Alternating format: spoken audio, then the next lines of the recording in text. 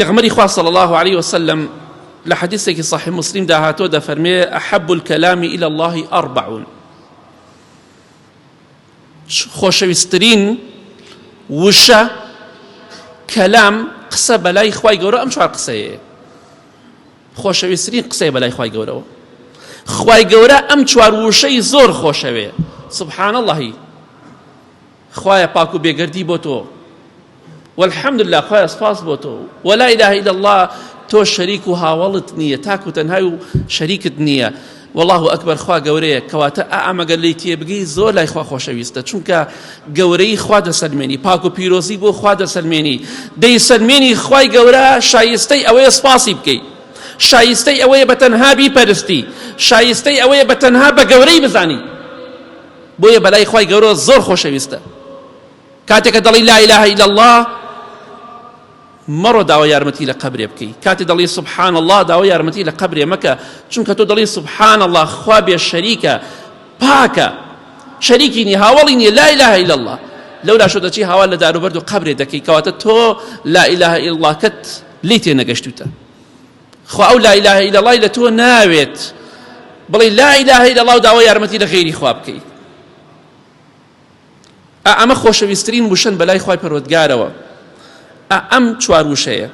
بۆیە پێغەمبەری خوا فەرمی صلی الله عليه وسلم ئەگەر بڵێم سبحان الله والحمد لله ولا إله إلا الله والله أكبر، ئەگەر ئەم چوار زیکرە بکەم لەوە پێم خۆشترە کە لە خۆر بەسەری هەڵدێ و لەسەری ئاوا بێ. واتە لە هەرچی لەسەر ئەم زەویە هەیە، ئەوەی خۆری لێ هەڵدێ و خۆری لێ ئاوا دەبێ، لەوە پێم خۆشترە. واتە دنیا هیچ قیمەتێکی نییە. ئەوەی کە لای خوای گەورە زۆر خۆشەویستە ئەم چوار زیکرەیە. بۆی ئینشاءڵڵا قەت لە یادی مەکەن، بەر هەوڵدەن ڕۆژی 100 جار 200 جار 300 جار 1000 جار بیڵێن ئیشتان چیە دانیشتوونە. جا خۆ ئەوەنەی کە سەیری فلیمە دەکەیت 40 دقە 50 دقە، خۆ ئەم زیکرە بکەی سوێن بەخوا لانێ 1000 زیکری خوا بکەی بەلای نیکەمەوە، لانێ 10,000 دار لە بەهەشتا بۆ خۆت بنێژی، لەوانێ بە ملیۆنەها گوناه لە خۆت بکەیتەوە. ئەی فلیمەکە چی ئیسفادەیەکی هەیە؟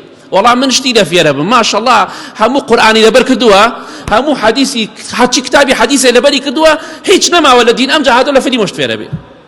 تۆ نازانی سەمیع الله لمن حەمیدە یعنی چی فێرە بی؟ تۆ دینەکەت فێر بە، بزانە قیامەت چییە. ئەگەر لە قیامەتەکەی خۆت وەڵام شتی لێوە فێر بووم، 1000 شتی خراپیشی لێوە فێر بووی، هەزارها ڕۆڵەی ئەم میلەتە و ئەم گەلە بەهۆی فلیمەکانەوە خۆی خنکان و خۆی سووتان و خۆی کوشت. چی لێ فێر بووی؟ 1000 ئەلقە 500 ئەلقە سەریکە چی فێر بووی؟ خۆت و ماڵ و مناڵ فاشل کرد، وەڵام شتی لێوە فێر بووم. ئەی دۆ خۆ دینیش خۆ فێر شتێکە، خۆ فێر خراپەکاریت ناکات دینی خوا، بۆ لە دینی خوا شارەزانیت. ئەی بۆ 500 نیم سەعات و 40 دقەی سەیری گوێ لە دینی خوا ناگری، گوێ لە وتار ناگری، ناوەڵا گوێ مەگرن شێتە بی. ماشەڵڵا چەند عاقڵی، شێتە بی، گوێ لە وتار مەگرە. ئەمە شەیتانە پێت ئەڵێ، شەیتان ئەڵێ گوێ لە دین مەگرە، شەیتان ئەڵێ شێتە بی. ئەینا ئینسانی عاقڵ قەت شتی وان ناڵێ. یەک پێغەمبەر شێت بوو سەلامی خوایان لەسەر بێ، یەک سەحابە شێت بوو، یەک پیاو چاک شێت بوو، ملیۆنی ئەوەی من و تۆ دینیان خوێنە، لە هەموو کەسێکش عاقڵتر تێگەشتوتر بن. بۆیە ئاگادار بە شەیتان ئا بەم شێوەی بۆت دێ. زیکری خوا بکە.